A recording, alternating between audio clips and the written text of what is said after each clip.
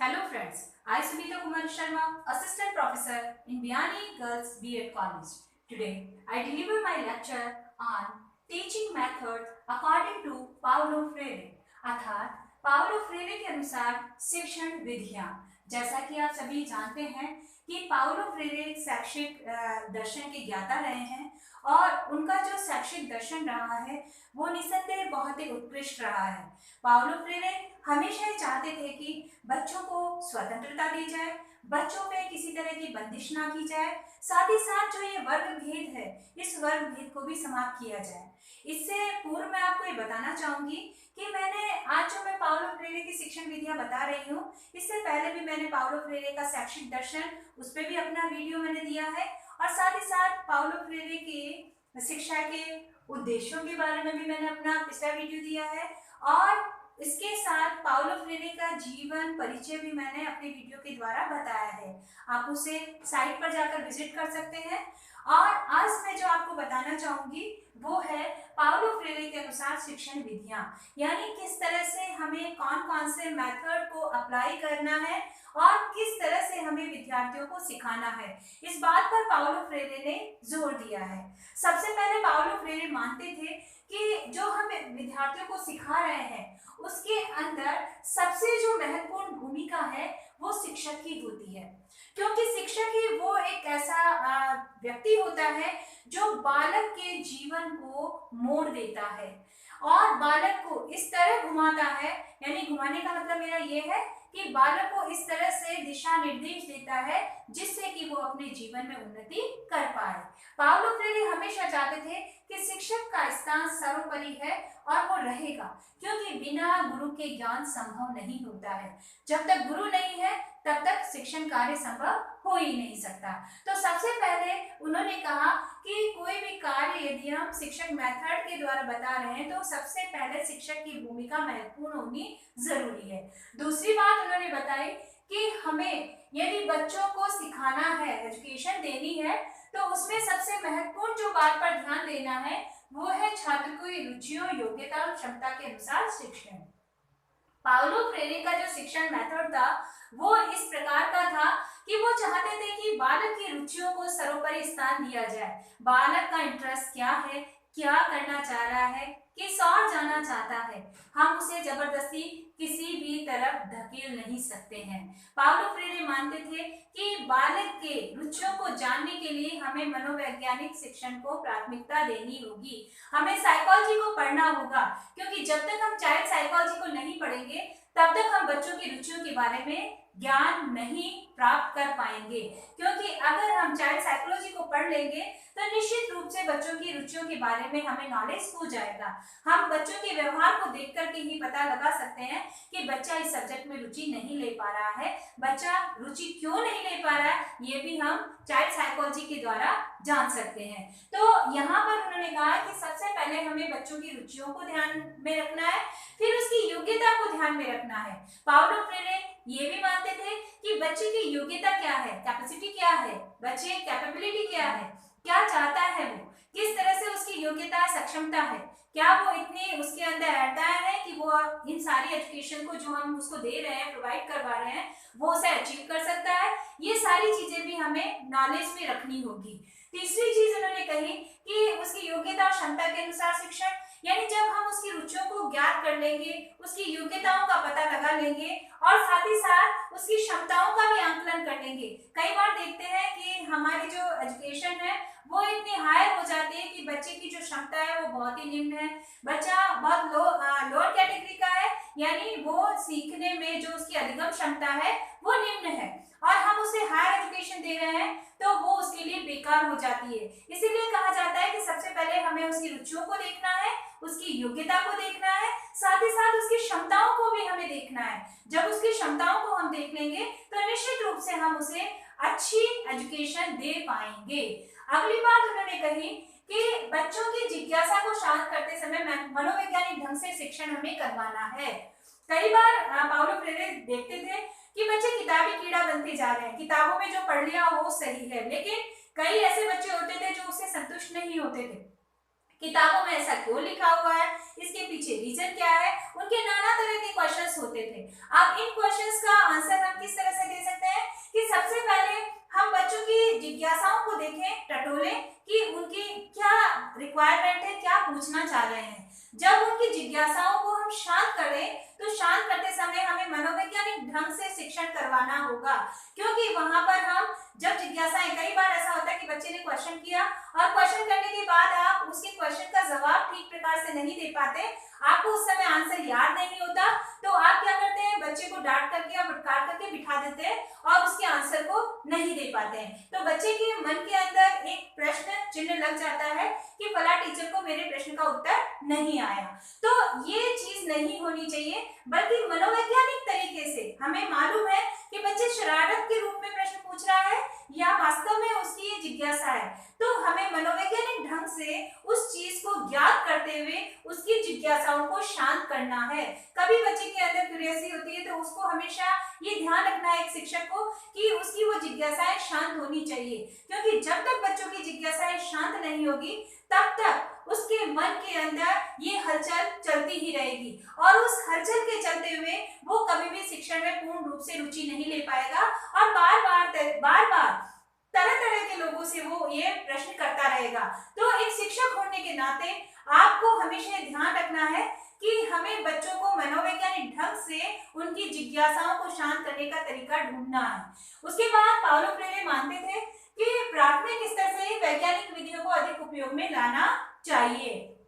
Paulo Frere हमेशा कहते थे कि हमें प्राथमिक स्तर से ही वैज्ञानिक विधियों को यूज करना चाहिए, क्योंकि बच्चा जब एक्सपेरिमेंट करेगा, बच्चा जब खुद अपने हाथ से कोई प्रयोग करेगा तो निश्चित रूप से उसकी जिज्ञासाएं शांत भी होगी और वो ये महसूस करेगा कि किन किन प्रोसेस से वो निकल करके आया है और किस तरह से उसने इस फल की प्राप्ति की है। यानी आपको कोई भी चीज यदि प्राप्त करनी है तो सबसे पहले आपको ये ध्यान रखना है कि प्राथमिक स्तर से ही हमें वैज्ञानिक थ्योरी पर जोर देना है, यानी वैज्ञानिक शिक्षण पर जोर देना है, ताकि वैज्ञानिक तरीके से बच्चा सीखेगा।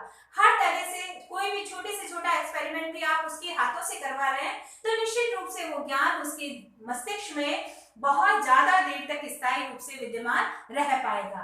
अगली बात उन्होंने जो कही वो है कि खेल आधारित शिक्षण विधियों का उपयोग करने की सलाह उन्होंने दी है। पाउलो फ्रेरे मानते थे कि बच्चों को कभी भी रटंत पद्धति पर आधारित शिक्षण नहीं देना है, बच्चों को हमेशा खेल खेल में आपको सिखाना है। कोई भी चीज आपने दी है तो गेम यानी प्लेवे मेथड से अगर आप उन्हें सिखाएंगे तो निश्चित रूप से सरलता से वो उसे सीख पाएंगे।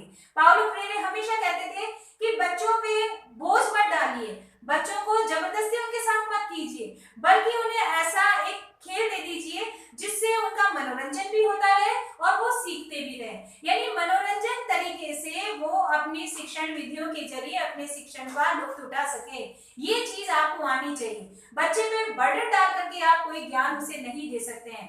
पाउलो फ्रेरे हमेशा मानते थे कि बच्चों को हमेशा अगर हम प्लेवे मेथड के जरिए शिक्षण कार्य करवाते हैं तो निश्चित रूप से उसमें बच्चों की रुचि भी होती है, क्योंकि जब बच्चा खेलता है तो खेल खेल में तरह तरह की चीजें वो स्वतः ही सीख जाता है, उसे जबरदस्ती हम नहीं सिखा पाते हैं, थप्पड़ मार के भी नहीं सिखा पाते हैं। तो कहने का तात्पर्य ये कि कोई भी ज्ञान हम बच्चों को दे रहे हैं तो निश्चित रूप से उसे खेल खेल में ही उसे सिखाना होगा।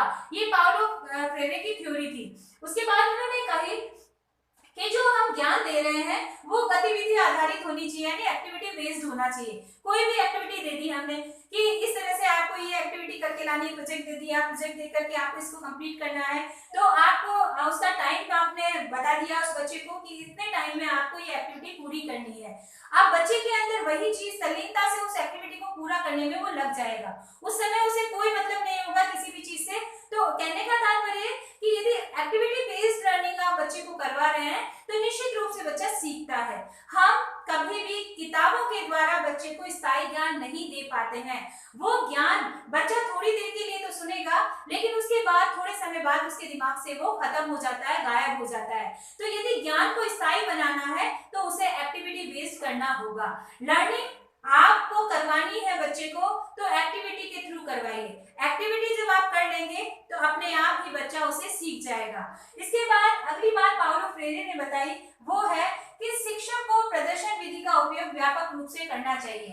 एक टीचर जो है वो बच्चों को जब सिखाना चाह रहा है तो हमेशा उसको प्रदर्शन विधि का उपयोग करना चाहिए, डेमोन्स्ट्रेशन द्वारा उसे समझाना चाहिए। फॉर एग्जाम्पल, आप ताजमहल के बारे में पढ़ा रहे हैं। मेरे एग्जाम्पल एक सिंपल सा है कि आप बच्चे को हिस्ट्री पढ़ा रहे हैं और हिस्ट्री में आप ताजमहल के बारे में बताना चाह रहे हैं। आप बच्चे को ताजमहल तो लाके नहीं दिखा सकते हो, आप उसे छोटा सा एक मॉडल बना दीजिए और ताजमहल का मॉडल बना करके क्लास के सामने उपस्थित कर दीजिए। क्लास में जब उस मॉडल को आप रखेंगे तो निस्संदेह वो मॉडल बच्चों के लिए एक आकर्षण का केंद्र बन जाएगा। उस मॉडल के जरिए आप बच्चे को लर्निंग करवा सकते हैं, क्योंकि उसमें एक एक चीज आप बता सकते हैं। ताजमहल की स्थापना कब हुई, किसने करवाई, इसमें कितने मकबरे हैं और कौन सा मकबरा किसका है, कौन से सन में बनाया गया है, किस पत्थर से बनाया गया है और वर्तमान समय में इसका रंग पीला क्यों हो रहा है। ये सारी जानकारियां बच्चों को उस मॉडल के द्वारा, उस प्रदर्शन विधि द्वारा दे सकते हैं। जब आप मॉडल के थ्रू कोई भी टीचिंग करवाते हैं तो निस्संदेह वो ज्ञान स्थायी हो जाता है, क्योंकि बच्चा उसे आंखों से विजुलाइज कर लेता है। जब आंखों से कोई चीज को विजुलाइज करते हैं तो निश्चित रूप से वो ज्ञान हमारे अंदर स्थायी बन जाता है, वो हमारे दिमाग से विस्मृत नहीं होता है। तो कहने का तात्पर्य यही है कि शिक्षक को हमेशा प्रदर्शन विधि का उपयोग व्यापक रूप से करना चाहिए। जितना डेमोन्स्ट्रेशन वो दे सकता है, जितना प्रदर्शन वो कर सकता है, उतना प्रदर्शन वो करे, ताकि बच्चा उसे अपनी आंखों से देखे, आंखों से समझे और समझने के बाद उसे अपने हृदय में उतार सके। अगली बात जो पाउलो फ्रीरे ने बताई वो है कि छात्रों के अंदर जिस प्रकार का कार्य व्यवहार विकसित करना चाहता है एक शिक्षक, उसके अनुरूप ही उसे भी अपने व्यवहार का प्रदर्शन करना होगा। आपने देखा होगा कि टीचर के बहुत सारे बच्चों से एक तरह से ये जिज्ञासा होती है कि बच्चा भी इसी तरह का व्यवहार करे जैसा मैं कर रहा हूँ। यानी टीचर की रिक्वायरमेंट होती है कि मेरे जैसा ही बच्चा बने, मैं जैसा चाहता हूँ वैसा ही करे। तो इसके लिए सबसे पहले पाउलो फ्रीरे ये कहना चाहते थे कि जब आप बच्चों से अपेक्षा करते हैं कि बच्चा आपका कहना माने, बच्चा आपका जैसा काम आपने बताया वैसा काम करके लाए, बच्चा आपका आदर करे, बच्चा आपका सम्मान करे, तो सबसे पहले पाउलो फ्रीरे ये कहना चाहते थे कि जब हम बच्चों से अपेक्षाएं करते हैं, जब हम बच्चों से ये कामना करते हैं कि बच्चा हमारा अभिवादन करे, बच्चा हमें गुड मॉर्निंग बोले, सुबह आते ही हमें प्रणाम करे या हमारी जो बात हमने कही है वो माने, तो उसके लिए पहले आपको भी वैसा ही आप प्रदर्शन करना होगा, उसी तरह का व्यवहार आपको करना होगा। यदि आप चाहते हैं कि बच्चा आपसे आप करके बोले, तो हम देखते हैं कि वर्तमान समय में छोटे छोटे बच्चों से जब हम तू करके बात करते हैं तो वो पलट करके जवाब भी हमें तू में ही देता है। ठीक उसी तरह से यहाँ शिक्षण विधि है कि जैसा व्यवहार आप बच्चों के अंदर लाना चाहते हैं वो व्यवहार टीचर को करके दिखाना होगा, वैसा ही व्यवहार बच्चों के सामने प्रस्तुत करना होगा, क्योंकि बच्चा आपको देखता है, बच्चा एक टीचर को हमेशा ऑब्जर्व करता है और जैसा टीचर होता है उसके स्टूडेंट भी वैसे ही बन जाते हैं। तो कहने का तात्पर्य है कि जिस तरह से आप अपने बच्चों को बनाना चाहते हैं उसी तरह से आपको भी उनके सामने अपने आप को प्रस्तुत करना होगा, क्योंकि अगर आपकी कथनी और करनी में अंतर आ जाता है तो बच्चा भी उसी तरह से कहता है कि मेरा टीचर कहता क्या है, करता कुछ और है।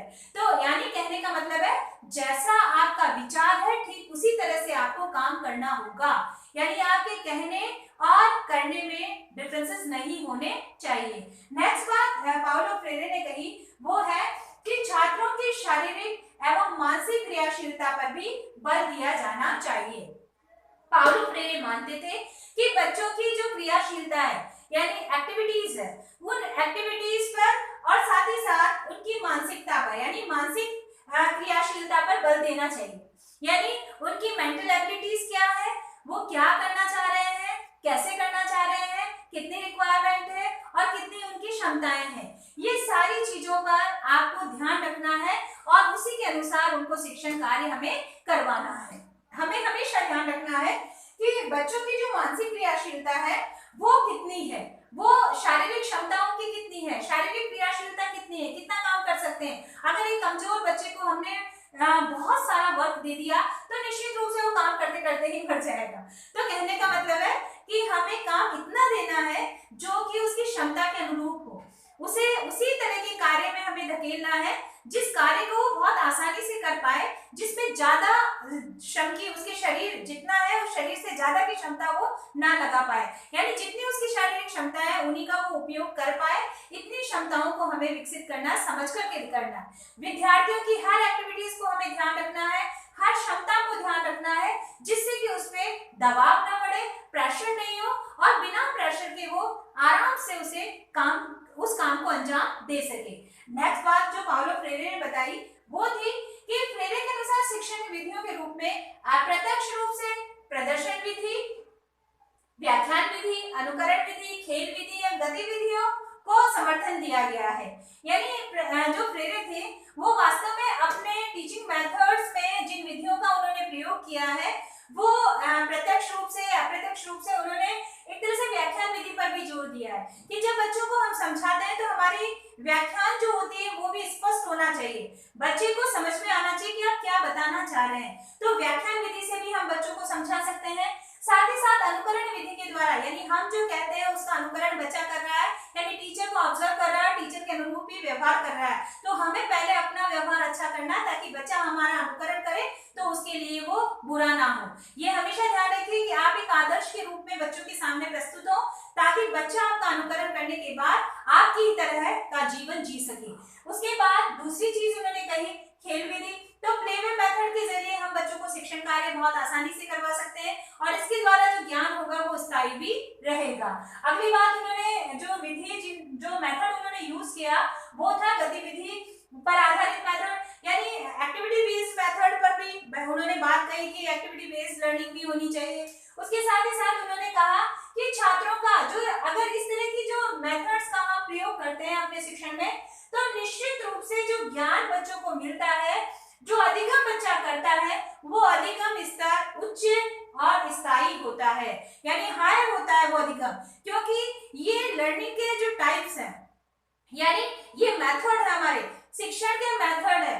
कभी भी हम कक्षा के सभी बच्चों को एक मेथड से नहीं सिखा सकते। हम हर बच्चे के लिए अलग अलग मेथड का उपयोग करना पड़ता है हमें, क्योंकि क्लास में एक ही तरह के बच्चे विद्यमान नहीं होते। हमारी क्लास में तरह तरह के बच्चे होते हैं, तरह तरह के स्टूडेंट्स होते हैं, तो उन स्टूडेंट्स की जिज्ञासाओं को शांत करने के लिए हमें अलग अलग मेथड्स को अप्लाई करना होगा। अगर एक ही मेथड को लेकर के हम चले तो बच्चे पूर्ण रूप से शिक्षण प्राप्त नहीं कर पाएंगे। अगर पूर्ण रूप से हमें शिक्षण देना है तो निश्चित रूप से हमें उनके अकॉर्डिंग हमें अपने मेथड्स को चेंज करना होगा। पाउलो फ्रेरे यही कहते थे कि हमें देखना है, बच्चों को मनोवैज्ञानिक ढंग से जांचना है और जांचने के बाद उसके लिए कौन सा मेथड हमें यूज करना है, उस मेथड का उपयोग हमें छात्रों की जिज्ञासाओं को शांत करने के लिए करना होगा। और इन मेथड्स का जब हम उपयोग कर लेते हैं शिक्षण क्षेत्र में तो निश्चित रूप से जो ज्ञान होता है वो ज्ञान हमारा स्थायी होता है, यानी बच्चा अधिगम जो करता है वो अधिगम स्थायी होता है और वो हायर होता है, यानी उच्च क्वालिटी का होता है। वो थोड़े समय के बाद विस्मृत होने वाला नहीं होता है। हम देखते हैं कई बार कि बच्चों को हम एजुकेशन देते हैं तो थोड़े समय के लिए तो बड़े गौर से वो हमें सुनते हैं, लेकिन थोड़े समय बाद यदि हम क्लास के 10 मिनट बाद भी उनसे पूछे कि आज क्लास में क्या पढ़ाया तो बच्चों के दिमाग में कुछ नहीं रहता है और 0/0 होता है, यानी नील होता है। तो इसका मतलब कहने का तात्पर्य है कि बच्चे को कोई भी काम हम करवाएं तो एक्टिविटी बेस्ड लर्निंग करवाएं, हम प्रयोग द्वारा समझाएं, साथ ही साथ यहाँ पर हमें प्ले वे मेथड के जरिए हमें उन्हें सिखाना है और उसके बाद गतिविधियों पर आधारित हमें शिक्षण कार्य उन्हें करवाना है जिससे कि वो ज्ञान उनके मस्तिष्क में स्थायी हो सके।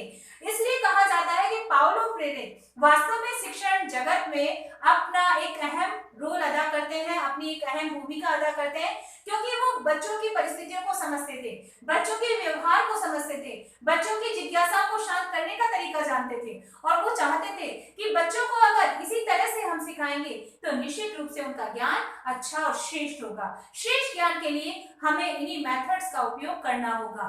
अगर मेरा ये वीडियो आपको पसंद आया तो प्लीज आप मेरे इस वीडियो पे कमेंट कीजिए, लाइक कीजिए, शेयर कीजिए और हमारे इस YouTube चैनल को सब्सक्राइब कीजिए। Thank you.